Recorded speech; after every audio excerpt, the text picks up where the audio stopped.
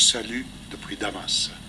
Je commencerai par cette information qui fait le tour des réseaux sociaux en ce moment au sujet des missiles Scud chargés de têtes chimiques pointés vers Damas, lesquels n'ont suscité l'attention des médias internationaux et encore moins des dirigeants de la communauté internationale. Que se passe-t-il vraiment?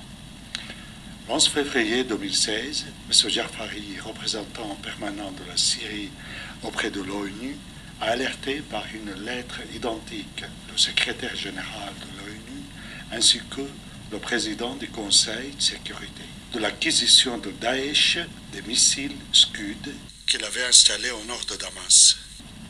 Que dit exactement la lettre de l'ambassadeur syrien à l'ONU? Je cite.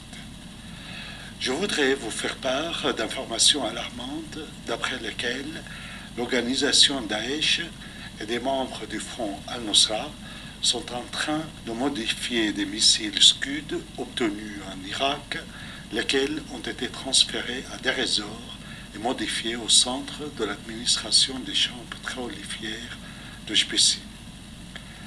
Ces missiles ont été ensuite transférés dans le bâtiment du centre agricole de la ville de Raqqa, capitale proclamée par Daesh. Les missiles en question ont été ensuite transférés par des routes sans revêtement à Kalamoun, à environ 50 km au nord de Damas, et pointés en direction de la capitale syrienne, notamment vers le palais présidentiel. Une question se pose.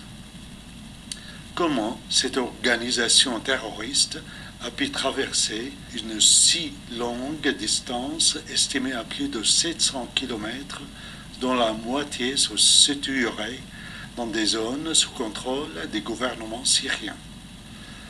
Qui a facilité tout ce trajet par des camions poids lourds qui ne trompent pas l'œil? Puisse-t-on imaginer une telle escalade sans l'appui des puissances mondiales et régionales? Est-ce que ces puissances mondiales ont décidé de mettre fin à cette guerre en reproduisant le scénario d'Hiroshima en 1945? Enfin, est-ce que vous, mesdames et messieurs qui m'écoutez, vous les laisserez faire?